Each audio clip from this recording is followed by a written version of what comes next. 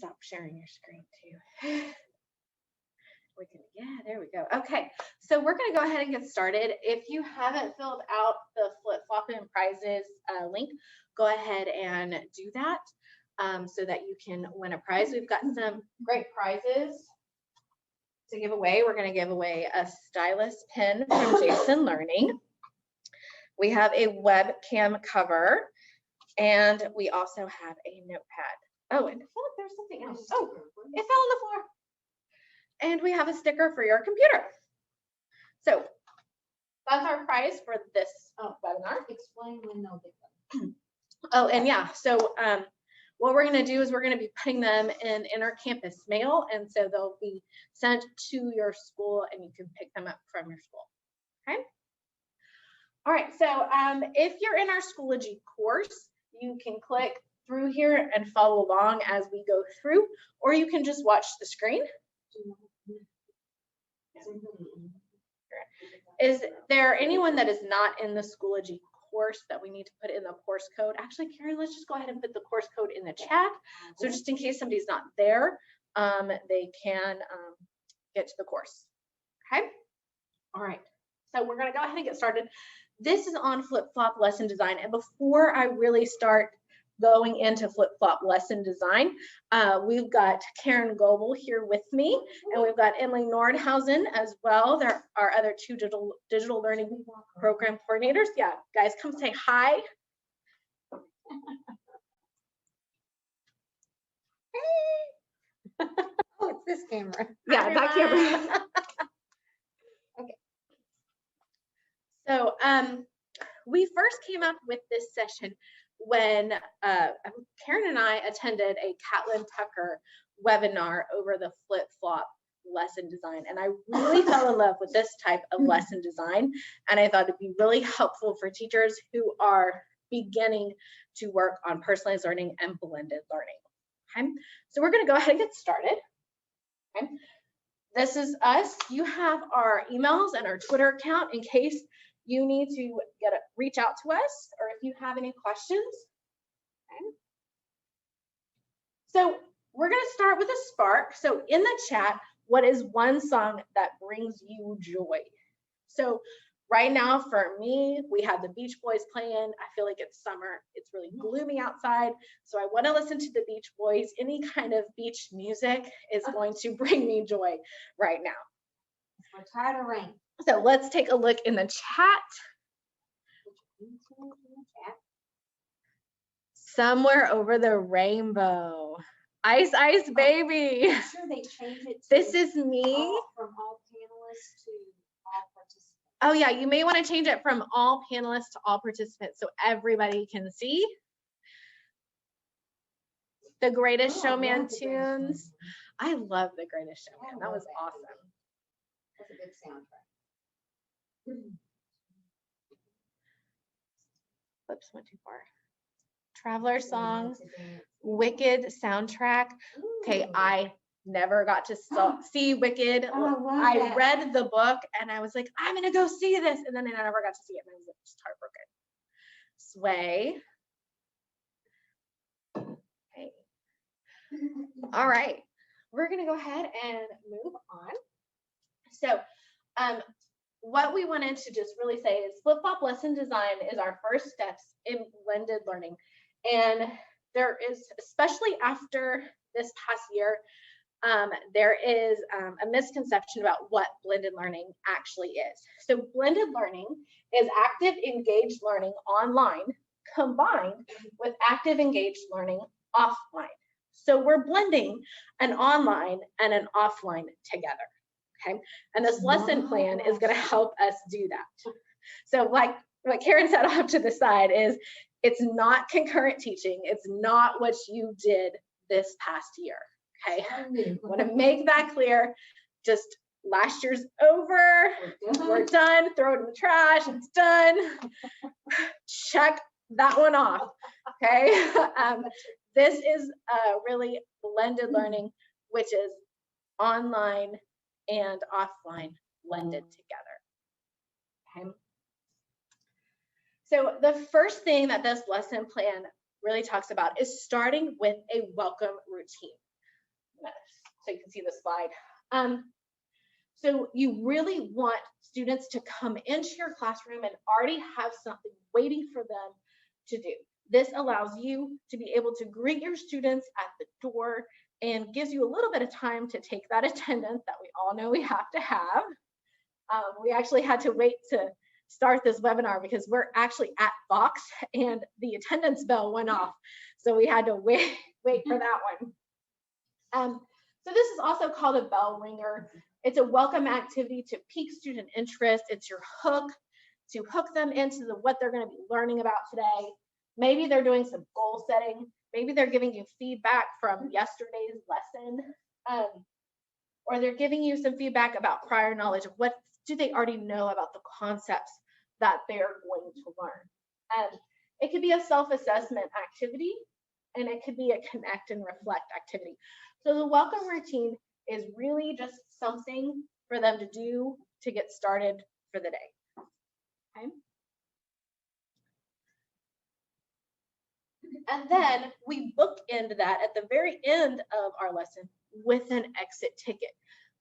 This is important too. It helps keep that consistency. So we want to make sure we have a welcome routine. We also have an exit ticket. Okay. And so exit tickets could be many different things. It could be collecting formative assessment. It could encourage students to have a short reflective practice. So we're reflecting on our learning. What did we learn? It could be going back down to the bottom, the 3-2-1 activity, the 3 things you learned, the 2 interesting facts or details, and 1 question you still have. It could be a high and low, 1 thing you did really well for that day, 1 thing you feel like you need to improve on. And we have lots of terms about this. It could be your bud, your rosebud, or your thorn.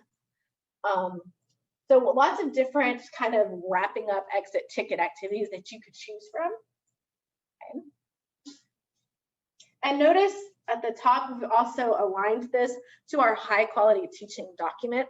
It shows this is how you bring in student ownership with this empowering students and giving them voice and choice. So we're building those relationships, we're building those networks with students, and we're making them take ownership of their learning by reflecting on the lesson. Okay. So station rotation, the flip-flop approach is really kind of about a station rotation or learning activity. I came from middle school, so we really didn't do station rotations. That was looked down upon. So I would call this a learning activity. So when we look at this lesson design, and you're going to see the lesson here in a little bit, that we have a teacher-led station and we have an online station. Okay, so what I would do is I would divide up my class into 2 different groups. Okay, 1 group is going to go to the teacher-led station. The other group is going to work on the online station. This is really great. No matter what kind of classroom you're in with, no matter what kind of devices, okay? Because there are times where I don't want my students on the computer all the time. And yes, that's coming from a digital learning person. Your kids don't need to be on the computer 100% of the time, okay? So I'm gonna do my teacher-led station with my kids right here, and it's going to be what they need, okay? And then I'm gonna have another set of kids working online. Maybe they're doing research, maybe they're working on a project, maybe they're doing some extension activity or some RTI, okay? But you have this going on at the same time, and then you're gonna flop it. So you do the flip, and then you do the flop, okay? And so now the kids on the online station come to the teacher, and the teacher kids go to the online station, okay? And so what we really want to make sure that you do right here is focus is with a connection with the learners and not the information transfer. We really want students to make that connection with us and the information, okay? You can also modify this if you really need 3 groups to do a teacher station, an online station, and an offline station. So like, for example, if you are teaching writing, I would maybe have a teacher station, an online station, And then my offline station is where they're actually doing the physical writing. Okay. So things that could be included in a teacher-led station would be differentiated instruction. So my teacher station may vary by which group of kids I have in front of me. Okay. I can do an interactive modeling session where we do kind of like a lab where we play with manipulatives. I can do guided practice and application. I can do real-time feedback as students work. So maybe they're working out math problems in front of me and I'm watching them go through that process and make feedback or give feedback as they're going through the process. Excuse me. I can also have a small group discussion. So if I am teaching social studies and we are going to have a discussion about causes of the American Revolution, I can have a small group discussion with my teacher-led station. I can also collect formative assessment and data at this station as we're working through and as I'm working with students.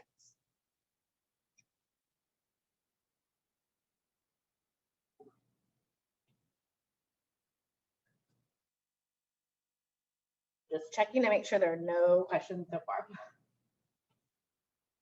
Then for your online or offline station, we've got a couple of different ideas here for you. Now remember, these are all just ideas. It's not the end all be all list, okay? So an online station could be, sorry, an adaptive practice.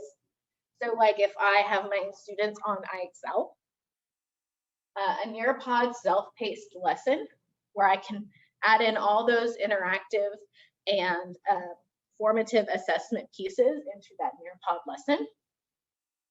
I can do group work. So in my online station, I can have one computer and 2 students are working at that computer. I can do a virtual field trip. I love Nearpod's virtual field trips. Those are fantastic, and that makes a great online station. They can be doing research. We have found that students don't do enough research and showing them how to research. So having an online station in which students research is also very beneficial. Create using an online software. So using that online station for students to create is very powerful. One of my new favorite tools for creation is Adobe Spark. Love it. We're going to be having another flip-flop session on Adobe Spark with our guest speaker, Tanya Avrith, and she's fantastic. Let's see. We can also give them a choice board or a hyperdoc. Now remember, when we do these choice boards or hyperdocs, they should be aligned to the standards and be subject specific. Okay, they shouldn't just be random activities. They should always be aligned to the standard. Okay. An offline station could be a makerspace. I love this as an offline station because it still promotes that critical thinking through makerspaces. A PBL project, so that project-based learning, is a great offline station. You can use the online station to do the research and then the offline station to work with all of the information that they've gathered from research and organizing it. Okay. They can do a writing or drawing activity. They can do problem solving or any kind of maybe math practice or science practice, or experiments or STEM challenges. Okay. So if you were to create a 3-station, because in order for it to be blended, you have to have an online station. So if you want 3 stations, you would have a teacher-led station, an online station, and an offline station. Okay. Oh, so before I go to examples, go back real quick. Karen, Emily, is there anything you want to add to about the flip-flop lesson design? No. Okay. You're doing great. Oh wait, we have a question here. Okay. Would adaptive practice include things like first of yes? Yes. So would Lexia. Yeah. Lexia, IXL, First in Math, ST Math, any of those STEM scopes, any of those digital resources that we have on our dashboard, online textbook, all of that could be adaptive practice. Good question. That is a great question. Thank you for clarifying that, Make sure Lauren. everyone has filled out that prize. I'm gonna close it down. Oh, Karen's telling me that make sure you fill out the prizes form because she's about to close it. Yeah. So what I want to do here is I'm just going to pull up the actual lesson template so you can see what this looks like. Okay. So, whoops. Just like with any lesson plan, you're going to have a target standard and your learning objective at the top. Okay. And then here's that welcome routine that we talked about earlier. Okay, is making sure that they have something to do right when they come into your classroom. Okay. Let me just make sure. Let me look at that a little bit. Maybe let's go a little bit bigger. There, I think maybe that y'all can see a little bit better. Okay. And then in the lesson plan, they preview the parts of the lesson. So this is your mini lesson. This is your introduction. This is really kind of like your hook. This is how am I going to hook my students into the lesson. I'm also going to go through routines and procedures for moving around the classroom, how we do station work. Okay, so all of those things are going to go into preview the parts of the lesson. Okay. And then we have our teacher-led station and our online station. Okay. And then you have your exit activity. Okay. And so this is what that lesson plan looks like as a whole. I went through the different parts, but I wanted to show you the whole lesson plan of what that actually looks like. Okay. And then I kind of also just wanted to go through, like, this is a great way to do PBL or any type of research in your classroom. When I was doing PBL in my classroom, which is project-based learning, I would have a teacher-led station. So we would go through, I would have another little mini lesson. So we'd go through, we talk about the types of colonies, and we talk about the middle colonies, the southern colonies, and the New England colonies. And then over here on the online station, they had to recruit me to come to their colony. So they're doing research and they're building their brochure to entice me as a teacher or anyone else to come to their colony.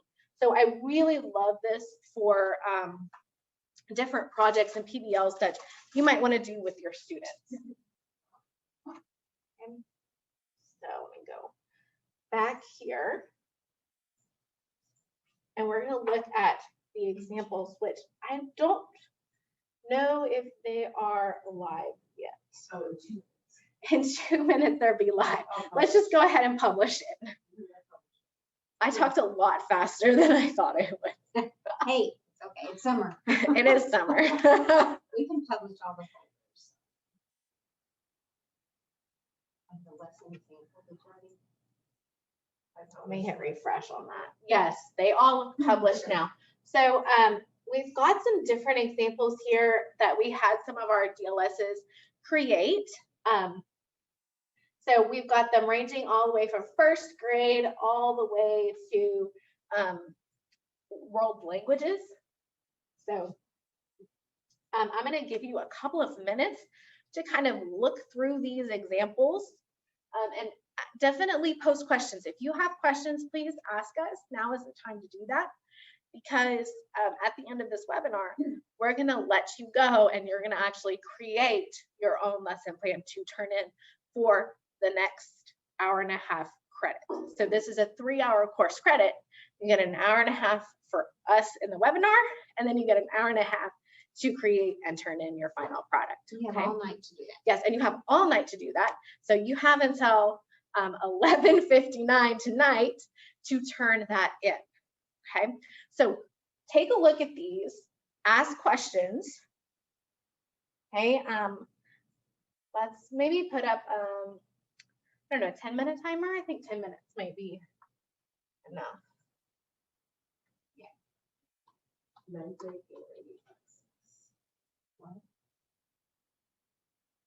They all need access. Are you in it? Where are all these in folders? They are in one of our DLS folders.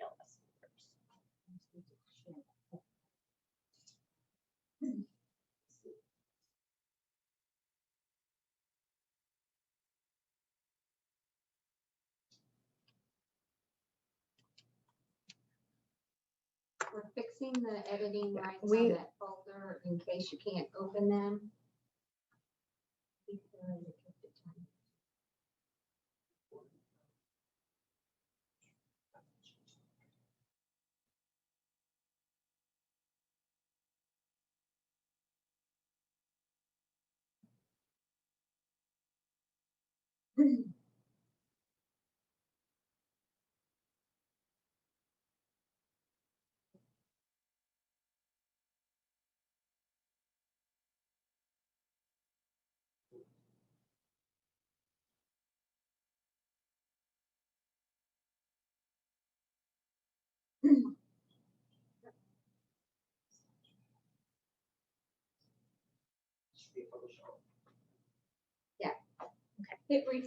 Hit refresh. All of the links should be have access now. Somebody asked about the blank template, which I said we were gonna share at the end. Oh yeah, so the blank template will be in our actual It's not published. part 2, which you can see on my screen. It's not published right now, but we're gonna publish it as soon as we end the webinar. And actually I'll click inside of here. It'll be right here in this assignment called Flip Flop Student Engagement Lesson. And then mine looks different because it's a Google Drive assignment. So you're gonna click on My Document. Okay, and we'll go through that again at the end of this webinar, okay? So right now, let's just focus on looking at the different lesson examples, okay? There's a question regarding if you go to the template and scroll up, what exactly is the preview part of the lesson? And if that is a preview to the teacher-led station. Okay, so the preview part of the lesson, this is your mini lesson, this is your introduction. So it's where you're hooking your students in. This is also where you're explaining about the procedures and expectations of moving around the room and how we go to stations or to learning activities. It's also, oh, I said mini lesson, yeah. So it's also like your little mini lessons. It's anything that you need before doing the teacher-led station and the online station. Your direct Okay. instructions on Yeah. what you're gonna be doing during that lesson. Did that answer somebody's question? I'm not sure who it was. What are the group numbers in the 6th grade math? Different Yes, so your preview is your engage, yes.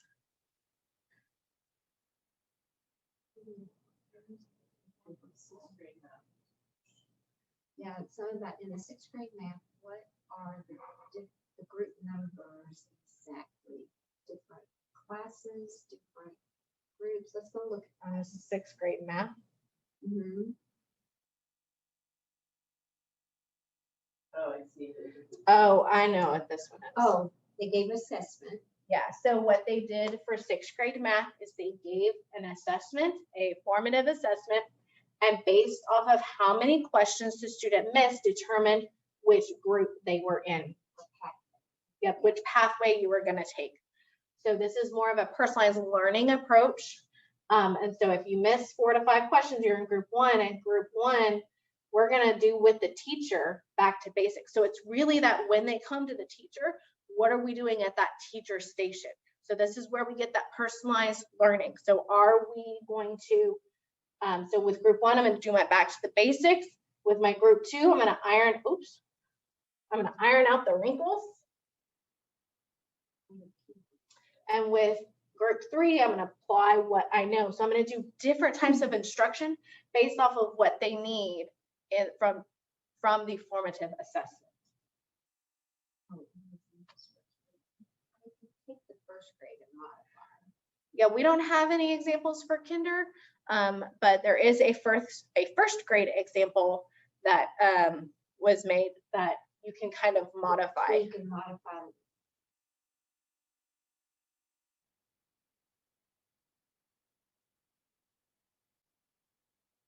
And hopefully we will start gathering more, and we want to share this out as the year Yes. goes on, and we can make these available in the class. And that is, yes, I'm not sure if you can hear. Can they hear you, Karen? I don't know, can y'all hear me? Can y'all hear Karen? They said yes. Okay. So So that- hopefully we'll take these. That is our examples. goal, is to gather many of these examples and then put them into like the content areas with the curriculum container. Once we do this, we can add them back in after they complete all theirs. We can put them into this and Yeah. have so that they can see everyone from the classes. Accountability one. Oh, is that the one that Yeah, this one so is? there was a Okay. question about middle school accountability, and I was a middle school teacher before I became a DLS and a program coordinator, so I have really good experience with that. One of the things that I often did in my classroom is I assigned jobs or roles to my students, and so when they were in that online station, there was a group of students in that online station, and if they were doing something collaboratively, they would each be assigned a role. So one person would be the note taker, one person could be the facilitator, there would always be a group leader, and they either chose their roles or they were assigned the roles, and that kind of gave them some accountability. I was not a big fan of just trying to use Dino and just block everything, because there's always extra webs, they can always just make a new link to, the Google site that has all the games, and so it wasn't really about trying to block all the sites that they couldn't go to, but give students tasks that they were that they wanted to be engaged with, that they were having conversations that they wouldn't be bored with, that they were personalized, and the students could add their own personal connections within the assignment, and that allowed them to feel more involved with their learning. And so that's kind of how I kept kids engaged. It also was monitoring. So the teacher-led station, I could be over there, but then I might allow them to have a conversation and I could step away and still check on my students. So I hope that answered your question. But I definitely didn't just have an online station that I never, went over there. It was something that I, you kind of, as teachers, we are in all parts of our classroom. We're doing a million things at once, and that's just one of the things that I had to do. Yeah, and based on certain online stations you send them to, like in Nearpod, if it's a student led, there's a report you can go to, so the kids will have some accountability. Yeah. Another thing, if there was any kind of audio, sometimes I would have headphones available, and so the students then are listening, on their own headphones. I would have everything kind of set up in the station ready, so I would make sure students were at the right place. So that's what I did. And so there was a question about what the online station should be, and it's really up to you as the teacher. If you want to use that online station as maybe a time for students to go back and kind of get the intervention or tier 2 instruction that they need if they're on one of those prescriptive websites like IXL or Lexia or whatever, or if you want to use that as a time for extension, or maybe it's for them to create, which we don't do enough creation. That really has students take ownership of their learning when they're able to create, and they're less likely to get off track if they are creating. I also wanted to make sure that when we use an online station or learning activity, that it's not used, you don't have it just to have an online station. Like, there should be some sort of reason. It should enhance and transform the student learning. And if it doesn't do that, then you shouldn't use that activity. So you want to think, are students collaborating? Are they Yes. creating? Are they? Those 4 C's: collaborating, critical thinking, creating. And I just lost the other. Creativity. I said creating. Creating, collaborating, critical thinking. Oh gosh, just right out of my head. Oh, Communicating. communicate. Communicating. They should be talking to one another. Thank you. Somebody even said it in the chat. They said communicating. Oh my God. It is. It's summer. Friday. It's Friday. But yes, I do want to just kind of reiterate that this lesson plan was developed by Dr. Catlin Tucker, who is an expert in blended learning. And she has used this template for years, and it's something that she promoted, especially during last year when people were struggling with concurrent teaching. So I don't even know if we've kind of lost track of our time, but as far as like giving you time to look at those examples. But are there any other questions from the examples that maybe you aren't clear on, or from the actual lesson plan? Like, do you feel confident that you can start a lesson plan and actually finish it?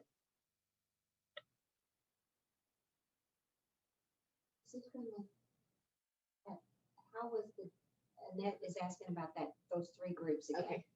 It's an assessment probably done in Schoology or some pre-assessment that the teacher gave. Yeah. So the welcome routine is this. And they will grade it in Schoology immediately. Is a oh my gosh. We forget that this is touch. Yeah. Is It's too close. It's either a Schoology test, quiz, or assessment, or it's a Google form to where you have instant feedback and you can decide who does what.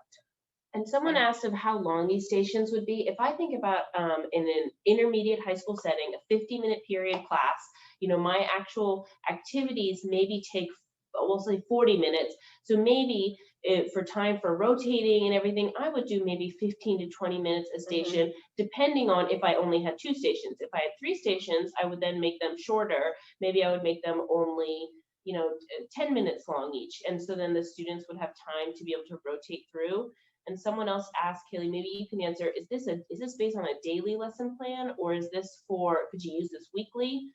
How would you use this? I would use this as a daily lesson plan, just because like this is what I would do with my kids that day, and this is what my kids would do online that day. But now if you had a project. If you had a project, like when I used this as a PBL, then I could make it weekly and say, well, Monday, this is my teacher-led station. Tuesday this is my teacher-led station. Wednesday, and then kind of have the online station for my PBL would be the same, because that's where they're doing the research and that's where they're creating. Okay. And it could be something that maybe takes a couple days, that maybe the students could have then, even maybe they're reading a text with the teacher and it's going to take 2 days to read it. Let's say it's going to take 30 minutes. Well, 30 minutes might be too long for one station. Exactly. So you might be able to do this in 2 days. However, we would still break it up into 2 15-minute stations, because if the student is spending so long doing the same activity, it might not be as engaging. But by switching out the activities, our students will stay engaged. Right. So Okay, I'm reading one of the questions. So the welcome routine doesn't even have to be online. Somebody's asking about if a welcome routine was based on one-to-one or shared devices. My welcome routine would probably be more me leading the instruction, and the kids wouldn't even be on a device. Yeah, so a welcome routine, like if you don't have enough devices for them all to do a formative assessment real quick, is that would actually be my exit ticket, is my formative assessment, and then I just use that formative assessment for the next day to create my groups. Or I could do a real quick formative assessment just by using hand signals. But remember, this welcome routine doesn't have to be a formative assessment. Okay, if we go back, lost my keyboard. If we go back to our welcome routines, remember, this could be goal setting. So students could be writing their goals for the week or for the month or the 9 weeks, whatever you decide to do for goal setting. This could be a connect and reflect. I always had some sort of activity for them to do of answering a prompt. Like yesterday, we talked about the 13 colonies. What are 3 things that you remember from yesterday's lesson? And they write, because I also taught writing and I wanted them to write even when we were doing social studies. And so we really do recommend that as you're creating your lesson plan, going through the slides, I think the slides are, it's 5, we have our exit ticket 6, 7 was the station rotation, and going through slide 8 is the teacher led, 9, the online, going through and looking at these activities again, just to help you plan which ones you're going to add into your own lesson plan. And I would honestly, if I was doing this as a participant, I would genuinely think of a lesson that I would want to use in my own classroom next year. I liked somebody gave a thing, 4 Yes. corners. Getting the kids up and moving is a Yep. great, have them go to a corner. Yeah, that's another reason why I like learning activities or stations at the secondary level, is because students get up and they move, and they really do like that. Let's see.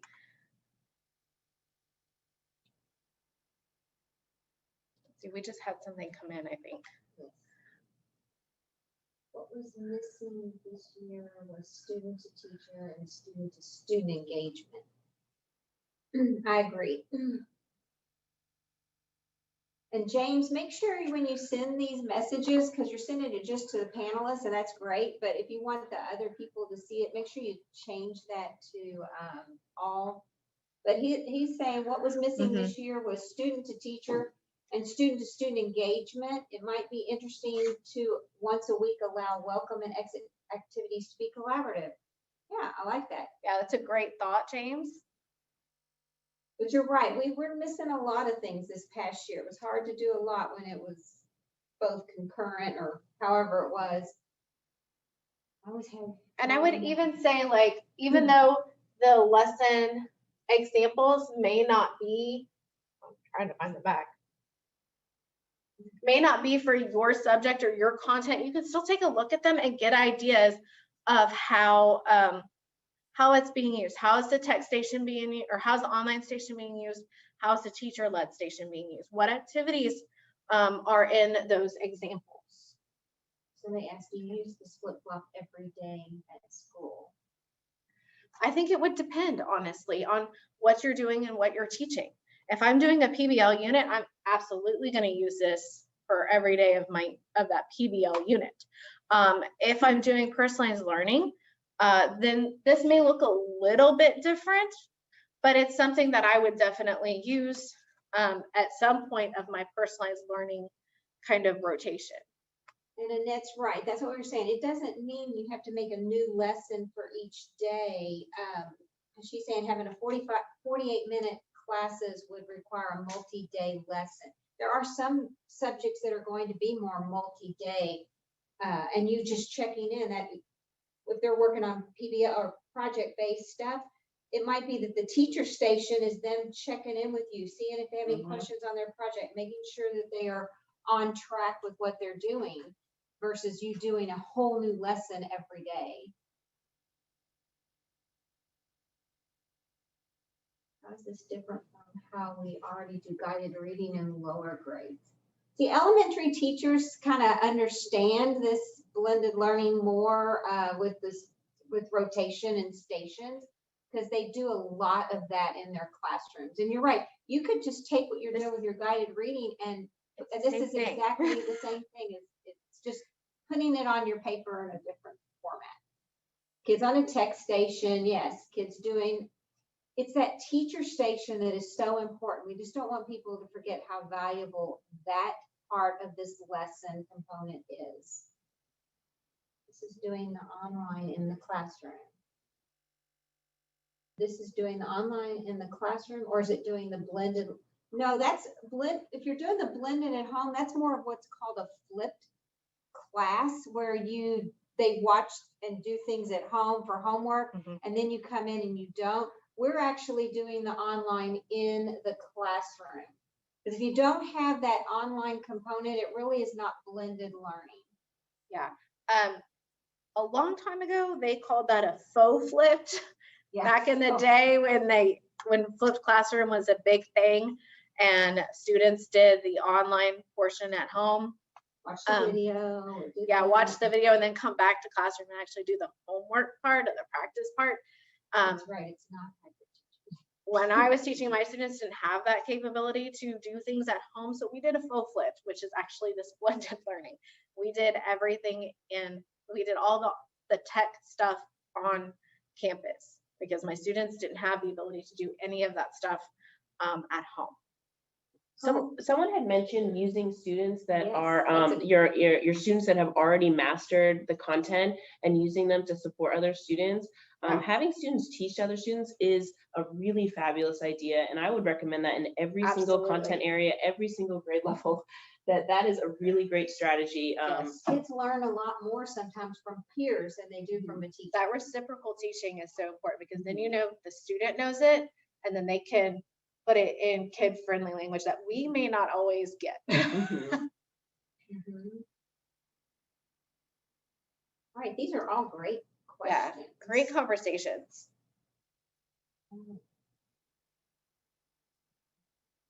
Okay, so I think Goal for both schools.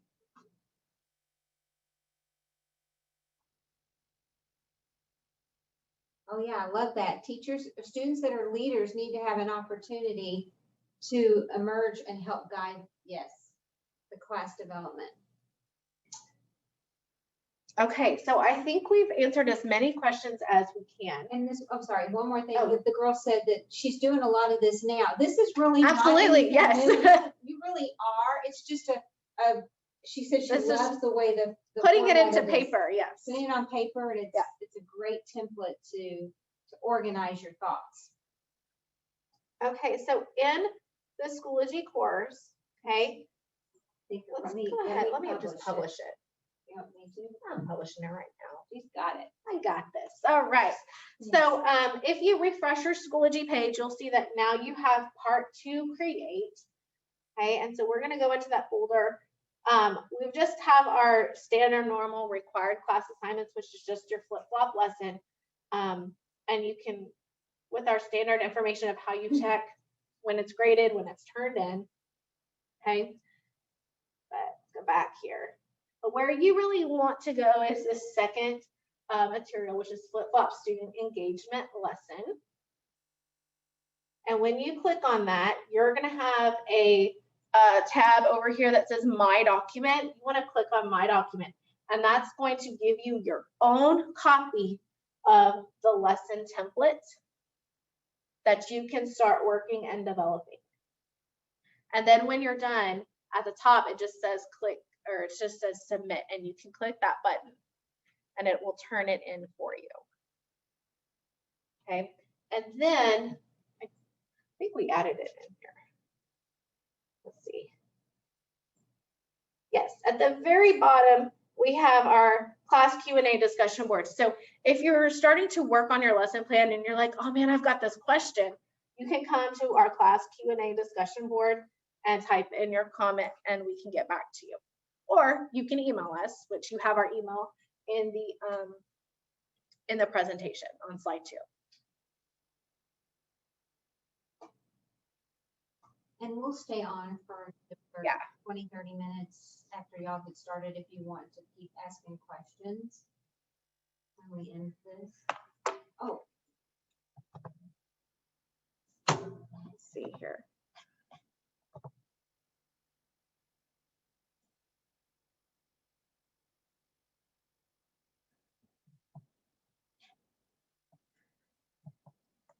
Okay, so when you go into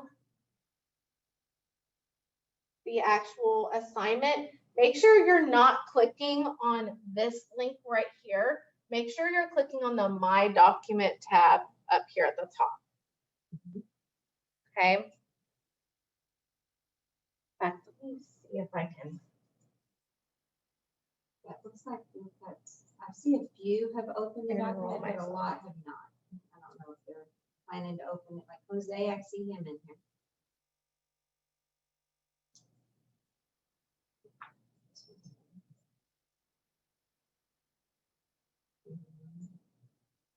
Okay, we've got several that are in.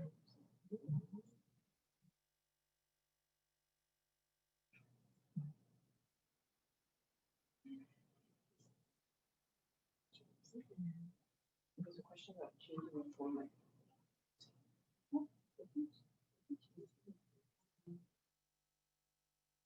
I'll change some of the formatting. Sure. As long as they're covering those things that were. Somebody asked if they could change some of the formatting Yeah. or even the wording instead of target. Yes, you could. Learning intention. Yes. That's. Somebody's asking about changing the formatting of the document. Where can we see your Zoom webinar again? We're gonna, we will end up posting this in this course later today. We're gonna need to cut off the beginning of it where it's just the 15 minutes of us waiting for y'all to start. But yeah, we will post it in here.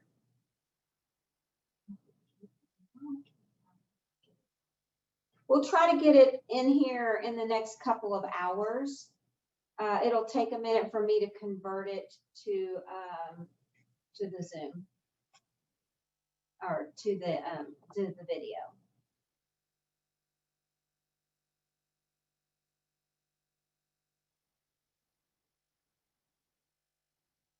And I'm gonna just give you all a heads up because we said till midnight. We're not turning off the submission at any time. And truthfully, we probably will not grade any of this until Monday. So technically, you have the whole weekend to get your lesson plan finished. But we will start grading these Monday morning because it's Friday and we're not planning to work over the weekend. But anyway. Are we Okay, so I think we're ready to do prices. Yeah. Okay, did everyone, I hope, filled out the price form? I've got 32 people, it looks like, that have. I'm going to share my screen. Okay, so real quick, just to go back over the prizes, we've got a stylus pen from Jason Learning. We've got a sticker for your computer. We have a very fabulous webcam cover. And we also have a notepad. All of these will be in the prize package together, okay? You always need a notepad and pen for sure. So, yeah, especially with the stylus. All right, so Karen, go ahead and let's share. Screen. Do you want to stop the spotlight on me? And we can...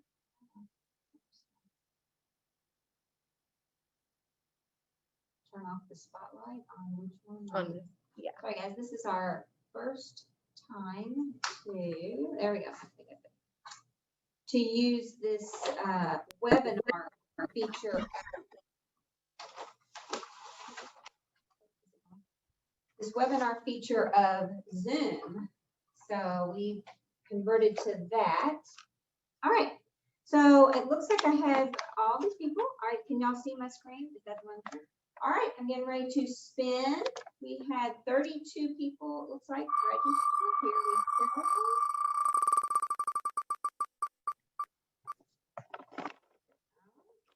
Rachel Stevens.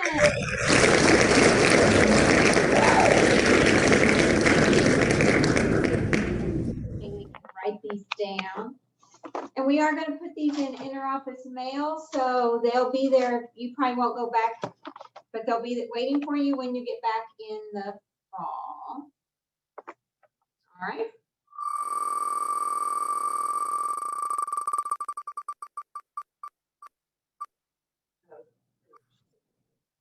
Oh, okay.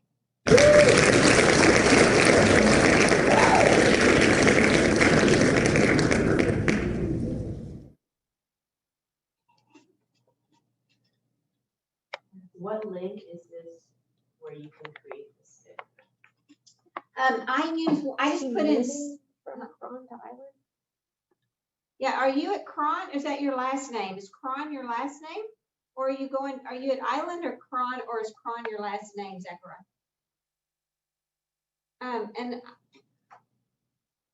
He's moving to Island. That's what I thought. I thought he was at Cron before. Okay, so you're moving to Island. Okay, good. We will send it there.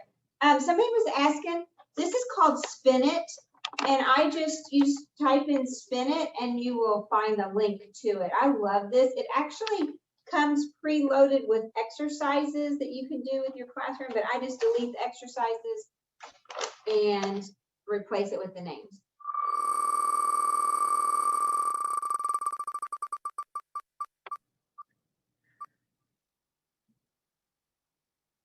Okay.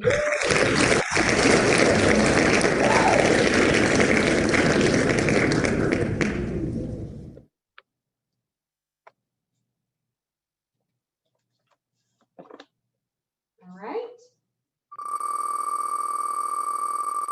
The 10 prizes today.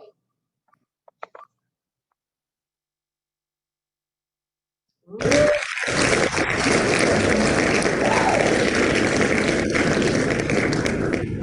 Have Nearpod going on. We're going to have a guest speaker for that one, and we're going to have a guest speaker with whiteboard.chat and with Adobe. Which one were we giving away some sweatshirts? Adobe. Adobe sent us some sweatshirts. So, And they are nice. We actually, there were 3, and there's 3 of us, and we were like, oh, maybe we should just keep these, but no, we're not. We're giving them away in the. No, that's the Empower. Oh, is it Empower? That's that we're doing the Empower. I think sweatshirts? the sweatshirts are Empower. We haven't No. decided. I don't remember. I don't think we decided. But if you have not, we have them coming for at one of the Adobe, either in Empower or in Flip Flop, and we're going to be giving away some sweatshirts. All right, Annette got hers. Okay. And Nearpod sent us some swag. We have, Oh yeah, we got t-shirts from we Nearpod. have t-shirts. Yes.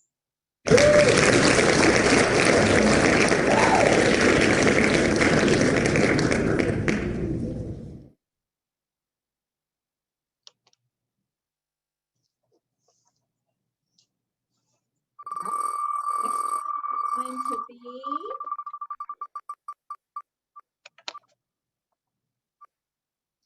looks like Cynthia.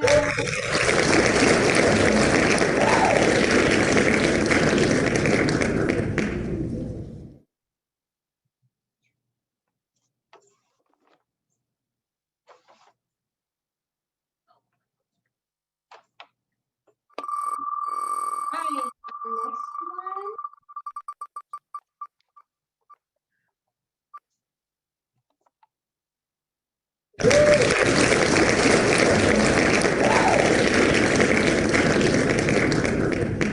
Graduation last night. There was a lot of rain. So sorry about about that. Hopefully it's not going to rain tonight for the next one. All right, here we go.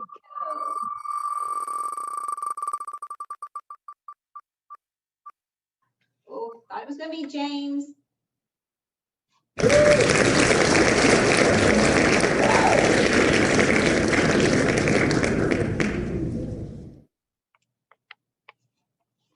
Two Tice teachers. All right.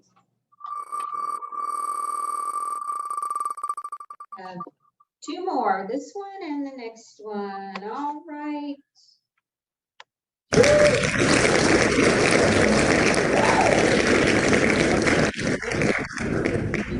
Classroom. So this is not Klein We Online. won't have Klein Online next year. These are students. So this is a station for kids in your classroom to be using technology in your classroom. Right, because no more Klein Online unless you're at the Virtual Academy.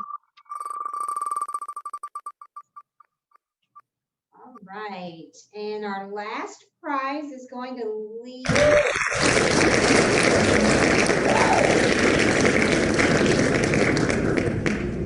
Right.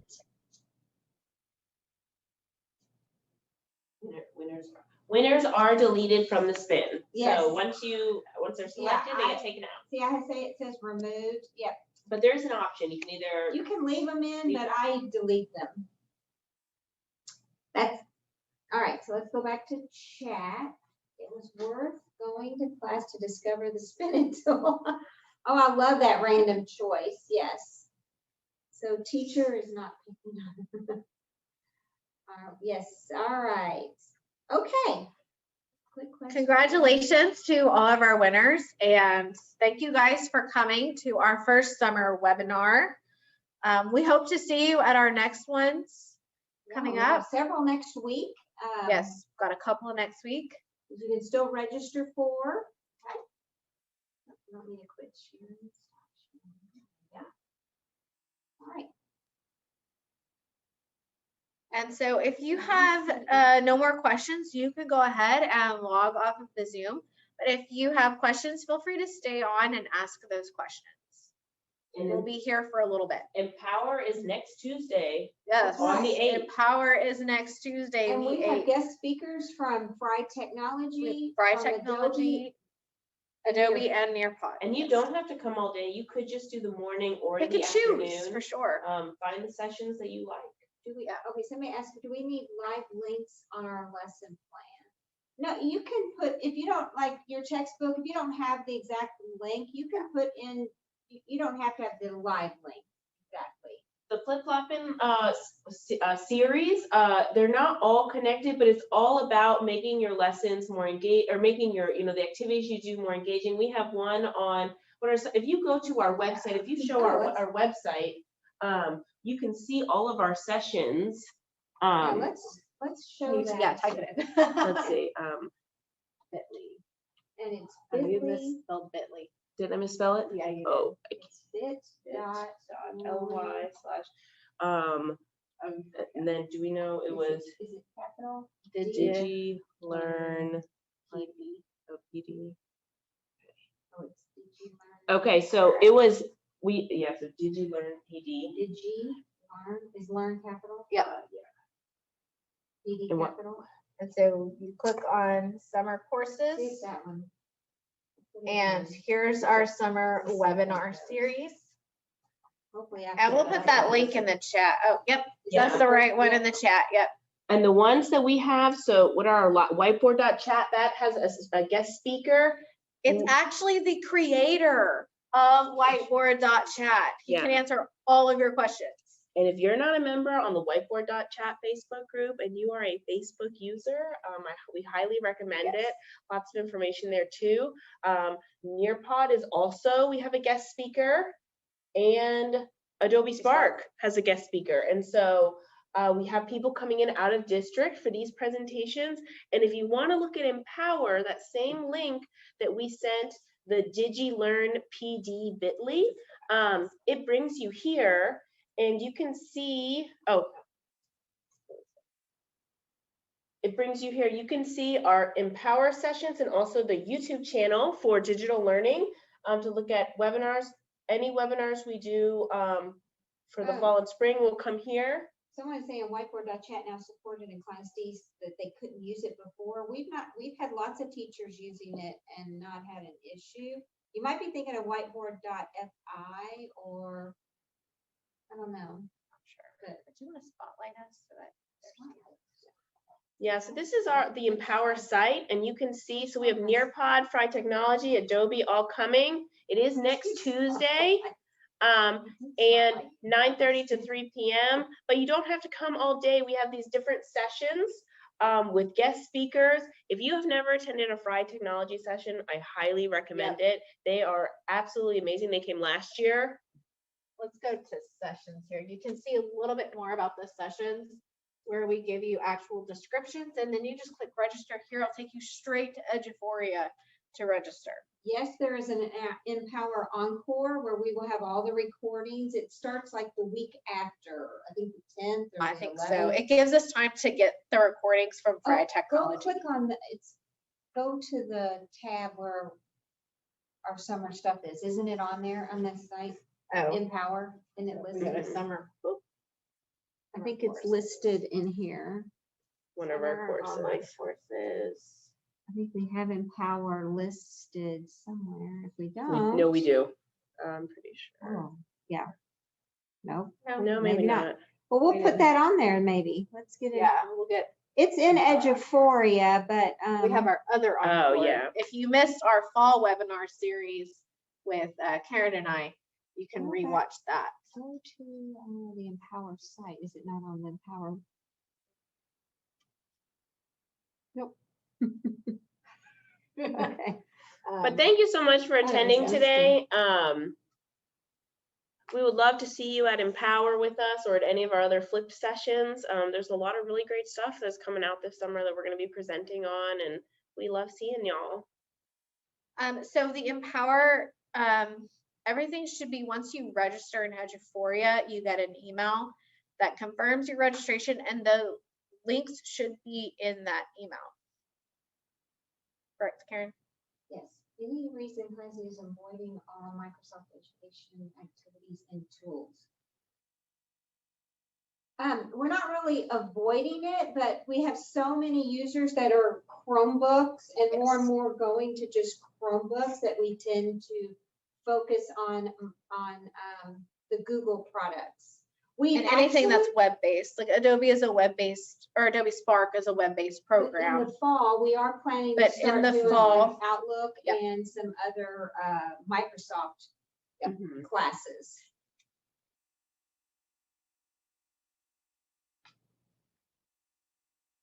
We're staying on, right? Yeah, we're So- staying on. So if you've got any more questions, feel free to put them in the Mhm. chats.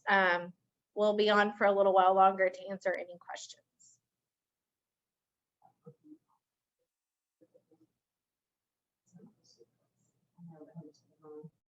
I know. It's easy. I did that a lot. Bye, thank you for Thanks for coming. coming. Okay, the emails I received from work sessions saying use the fine, but Oh. it only says,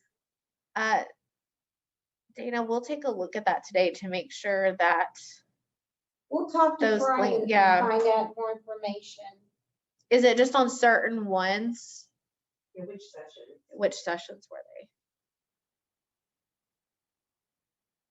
Now, it's only the Fried Technology that they have to register for. The other ones are. Well, they have to ours. register an ed for you, yes. Right. Yeah. Okay, registering off. Oh, it is, Adobe and Adobe building. Okay, so the That is building Fried. interactive digital notebooks, that's a Fry Technology one. And so we'll check on that link. And then the Google Adobe, that was one of our webinar ones, I think. that's. So we may need to check on that link as well. Dana, we'll check on those The links and survey we'll for the attendance, resend some emails. they just, we're gonna go by the report and you're That's right. submitting, but, there is a survey in the course, I don't know if you can show them, that they just need to complete at the end, down there at the bottom. End of course survey right here. So if you click on it, takes you right there. You just put the Oh, she code. sees the other link at the bottom of her, it's in there. Okay. Her email, it came Okay. on the interactive. But not for Google or Adobe. Okay, we'll check on the Google Adobe though, one though.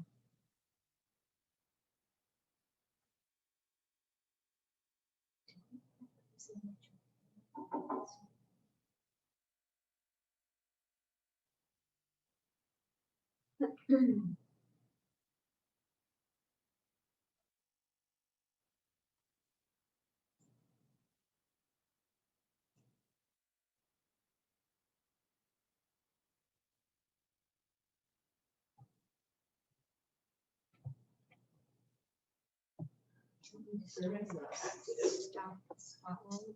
Survey's not active. What? Someone said the survey's not currently active. That would be, Did she click them? Well, she, Let me try it. that is the,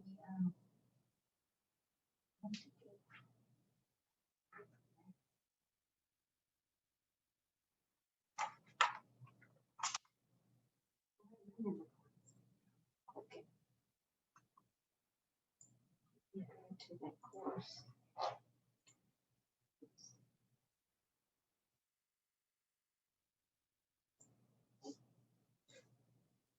yeah, it lets me take it. It's in there. So make sure like you click, I clicked on this link right here Yeah. and then I copied and pasted the code and put that in and it let me take it. Okay, you got it. Awesome. Okay.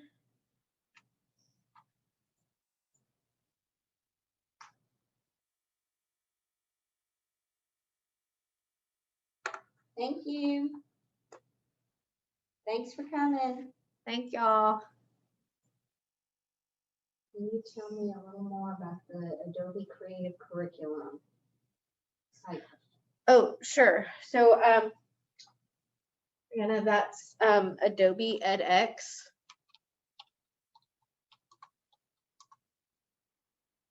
Oops.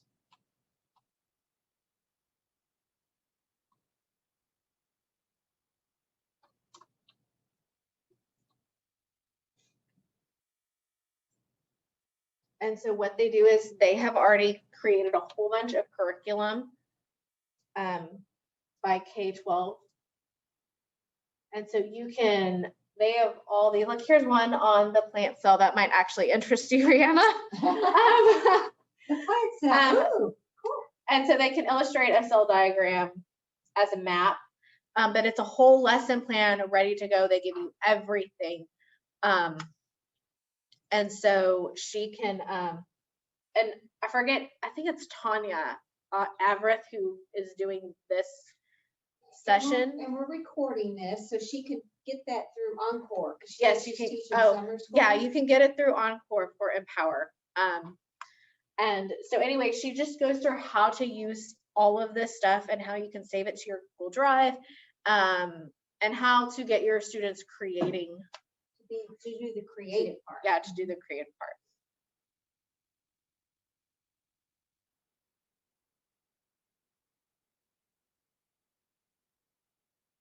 You're welcome, and thanks for coming.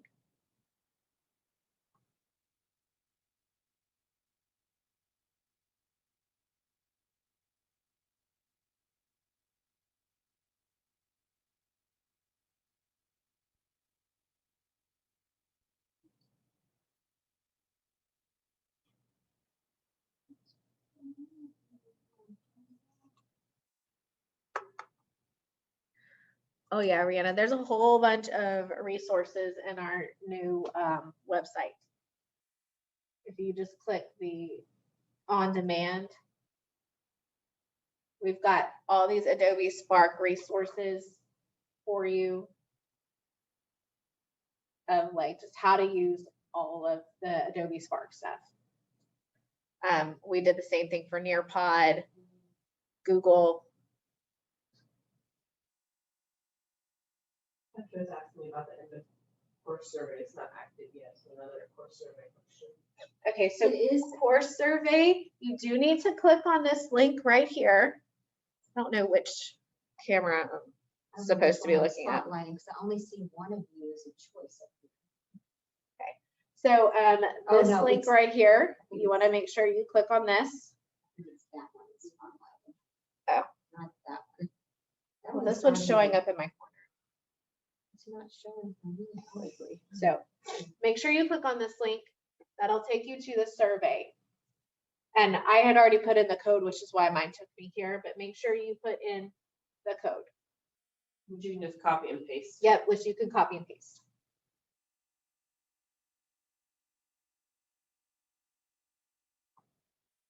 Thank you, Brianna.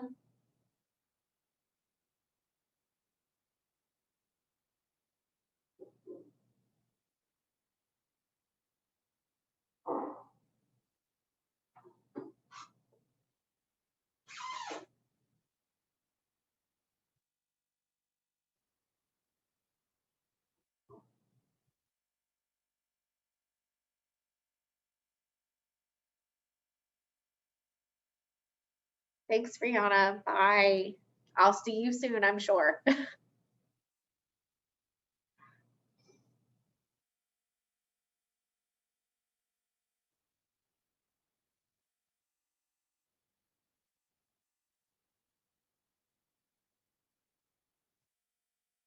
it looks like we have 3 people left. Are there any other questions?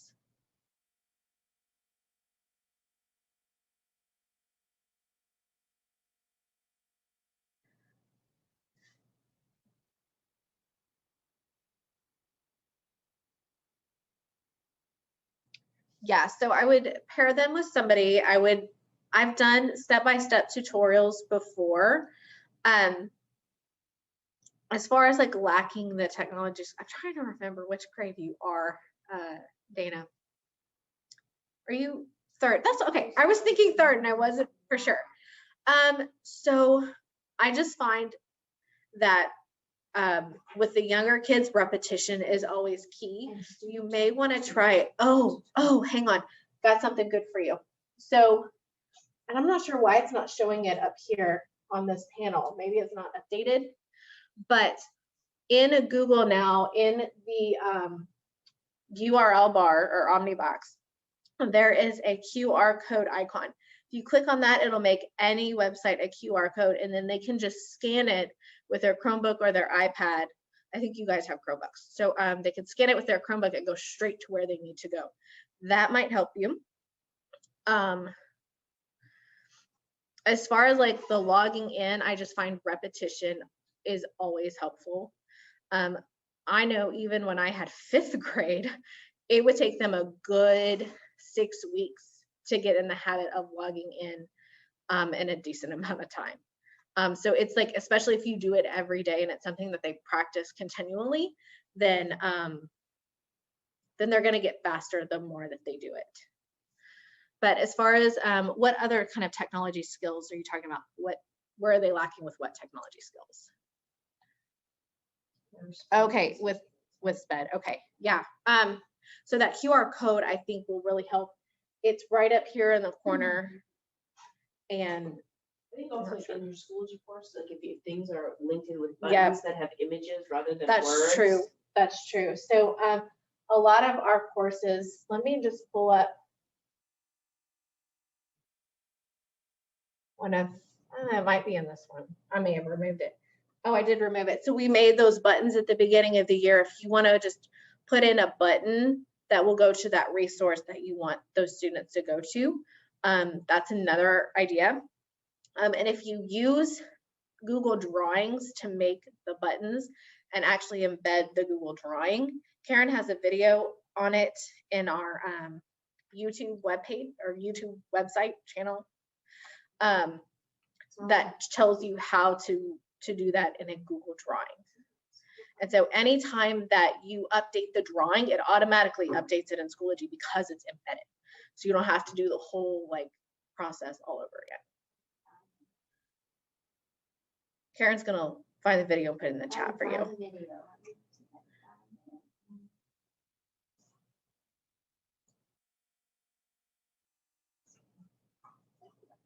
me get to it.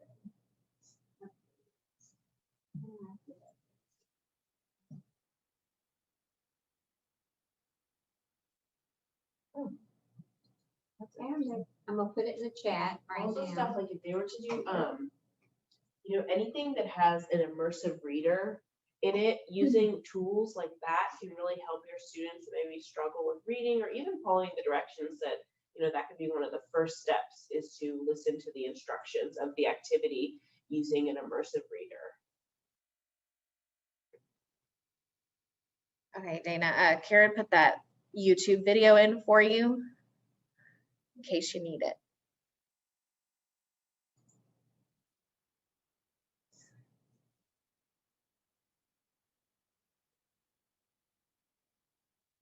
This exact Oh, I'm so excited. So you can reuse that if you want.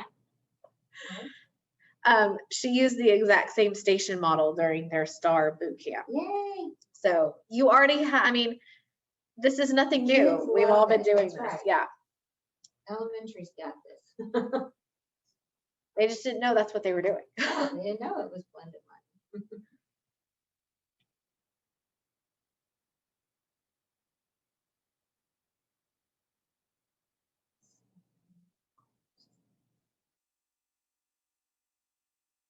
Thanks for coming, Dana. Do you have any other questions for us?